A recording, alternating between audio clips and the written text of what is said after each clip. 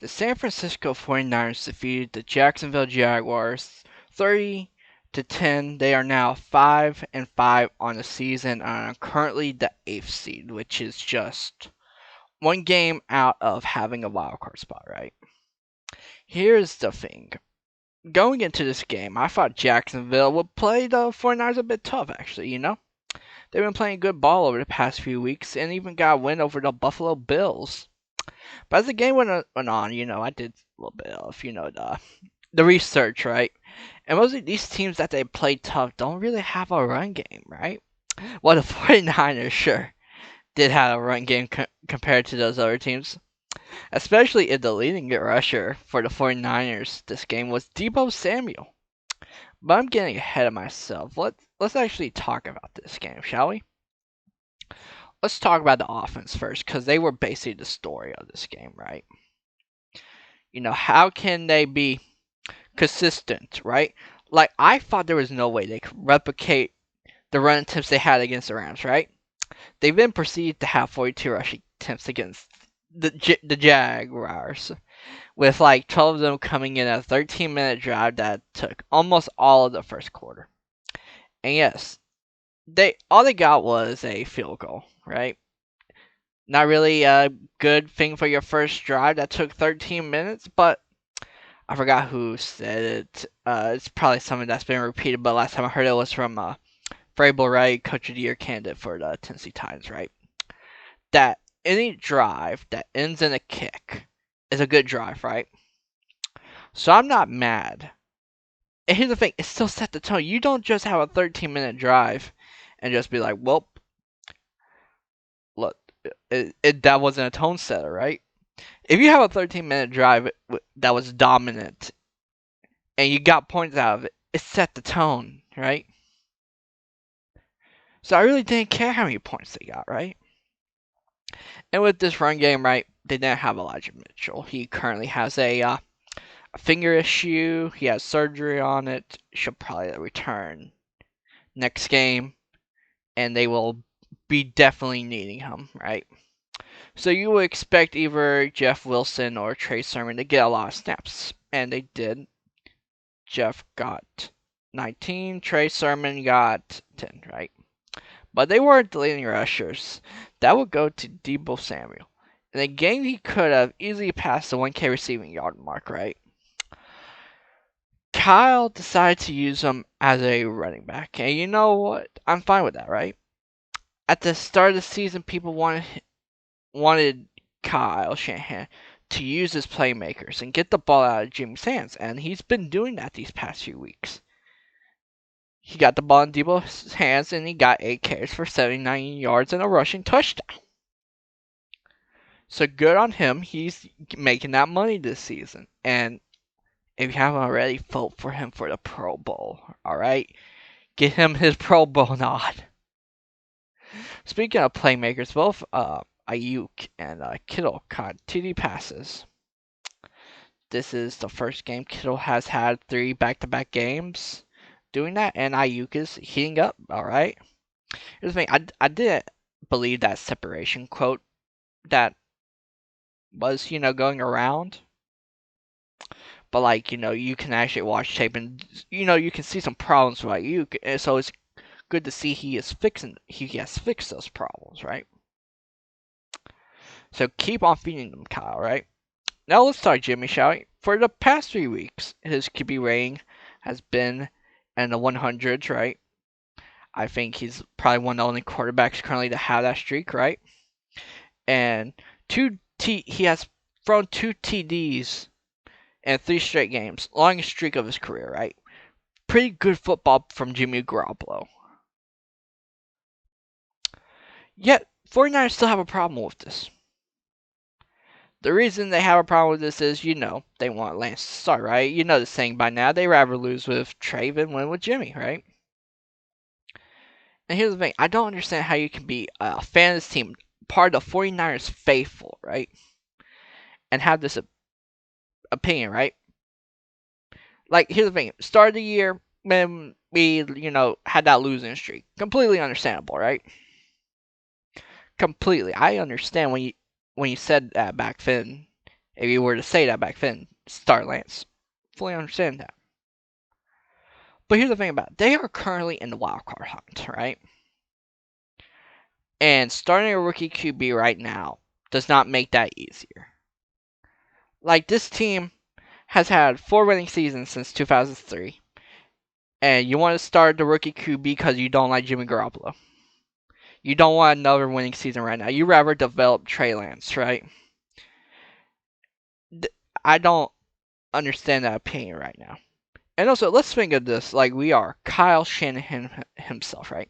Going into the season, he knew he needed a winning season. Sure, he could have easily just fell on the, oh, we are developing Trey Lance, right? That's me. He could have easily done it. Say, we are developing Trey Lance. But here's the thing about it. His ego, and if you don't think Kyle Shanahan has an ego, you're an idiot, right? He needed to prove 2019 wasn't the fluke, right? It wasn't a fluke season. He's a winning coach, right? And starting Trey was not going to help in the future. Yes, it's gonna in the future when he needs more winning seasons. Yes, but right now he needs another winning season. Right now, if he thinks Jimmy Garoppolo, who is playing good football, is his best chance of getting to the playoffs again, back to a winning season, he's going to start Jimmy Garoppolo.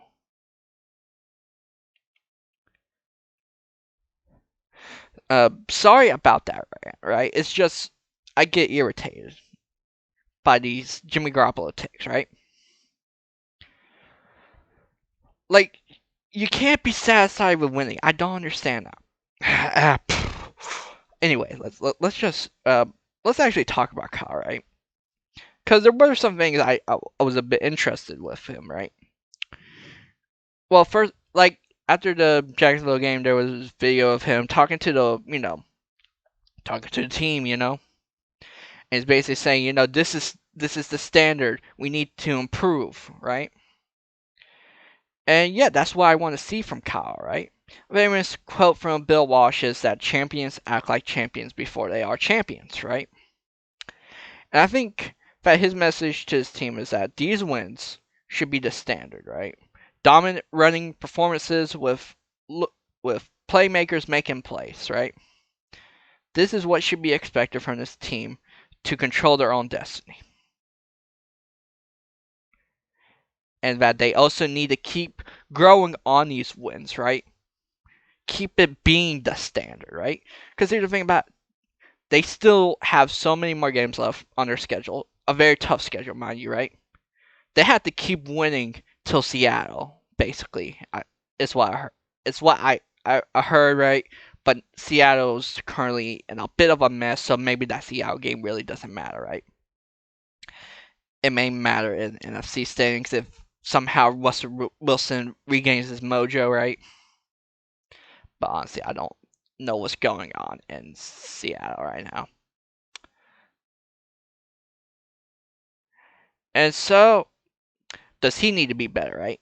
Kyle needs to be a little bit better. But here's the thing: scoring 31 points is always going to be a great game, right? But first drive, not going for 4-on-4. I understand the right decision, but then it was a bit weird later on in the game. He called a QB sneak on a 3rd and 2. It's a bit weird. And going to the half, he was a bit weird with the clock. He could have got a little bit farther down, but still 3 points. You can't complain, right? The game was still in a comeback type zone for Jacksonville, and you just need to get as much points as possible.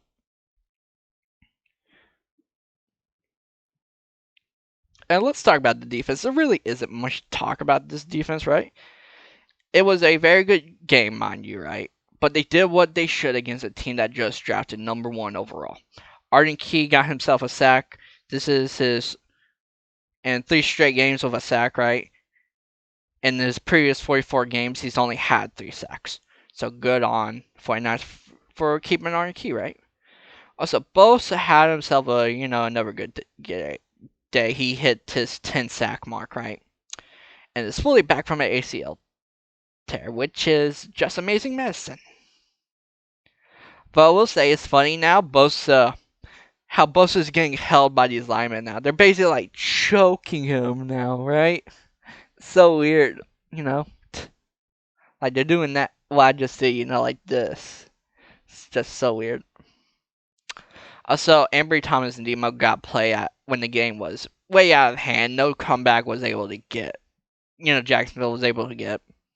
Embry is raw. I don't understand why people want him to get playing time. But yeah, but wait, no, actually, let me rephrase that. He needs the reps, but right now he is good def. All right, so hopefully coaching or more blowout wins happen, so he gets more development. All right. Josh Norman got himself another forced fumble. I think it leads the league in those. Probably why he's still on this team. This team is desperate for turnovers no matter what. I don't understand why. Also, Tart and Huff, right? They kept switching safety spots, as the game kept going. I think once all three safeties were on the field. So interesting. See what happens with the position because I think both safeties are on 1 year deals, and Huff is on that rookie deal. Um, like this was just overall a very clean game from the defense. They did what they had to do to make sure the offense kept scoring, right?